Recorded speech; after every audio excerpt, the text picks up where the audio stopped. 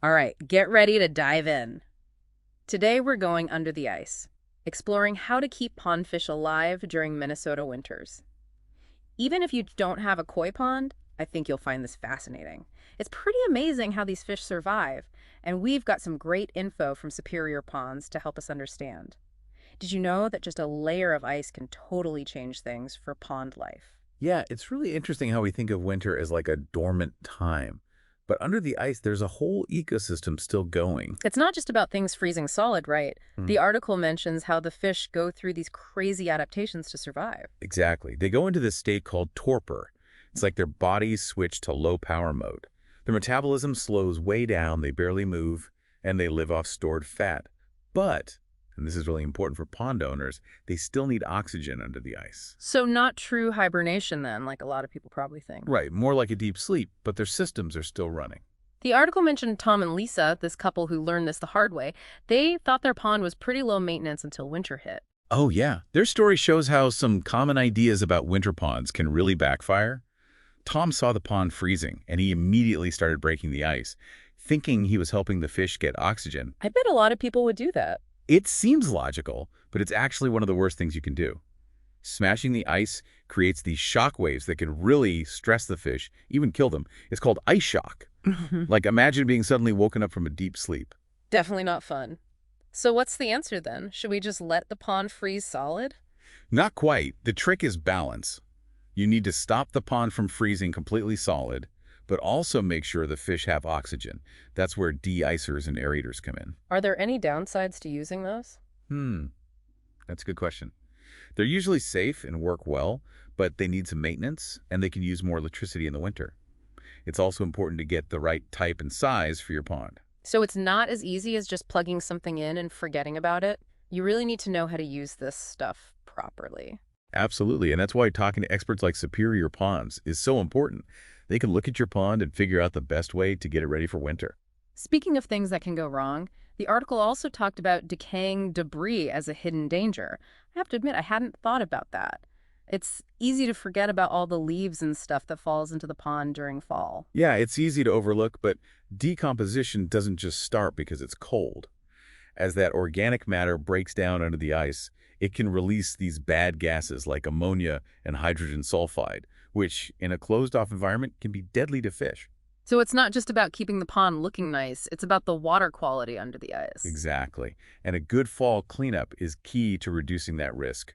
Getting rid of as much debris as possible before it freezes can really help the water quality, and it makes a healthier environment for your fish. So we've got oxygen depletion and toxic gases from decaying debris, two big threats to fish surviving under the ice. Anything else we should be worried about? Depth's a big one. If your pond's too shallow, it could freeze solid, and your fish are trapped. I never thought about how the depth of the pond would be so important for them in winter. How deep does it need to be safe? The article said at least 2.5 feet deep. Deeper ponds keep a more stable temperature at the bottom, even when the surface freezes over. It's not that the deepest part is the warmest, it's more that it's the most stable, which is important for those fish in torpor. That's really interesting. So even if the top freezes solid, there's a zone down below that's more consistent. Yeah, like a safe haven at the bottom. What if your pond is shallower, though? Are you just out of luck? Not necessarily. You might have to bring your fish inside for the winter.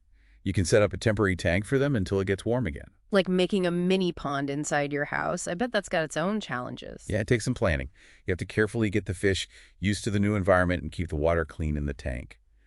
But it can work for people with shallower ponds who want to keep their fish safe. Okay, so we've covered a lot, from fish going into torpor to the dangers of low oxygen and the importance of pond depth. It's clear that winter pond care is way more than just making sure things don't freeze. It's about understanding all these things that make a healthy environment for the fish, even in tough conditions. But what about finding someone to help with all of this? The article talked about some things to watch out for when choosing a pond care provider. Right, this is where it gets interesting. People think any landscaper can handle ponds, but that's not always true. Especially in Minnesota, you need someone who knows how to deal with our winters. Yeah, like the whole ice shock thing. Someone from a warmer place might not even know about that. Exactly. Experience is important, and you need a specialist. The article talks about Superior Ponds as a company that really gets Minnesota's winter pond needs. So if you have a pond in Minnesota, it's super important to find a local expert who can help you. They've seen it all and know how to keep your fish healthy through the winter. And even if you don't have a pond, understanding this stuff helps us appreciate how resilient nature is. Fish surviving under ice for months. It's pretty amazing how they adapt. It makes you wonder what other amazing adaptations are out there in nature, just waiting to be discovered. Absolutely. That's what's so cool about learning. It opens up a whole world of possibilities and makes you curious about the natural world. It really shows how we can work with nature to find sustainable solutions.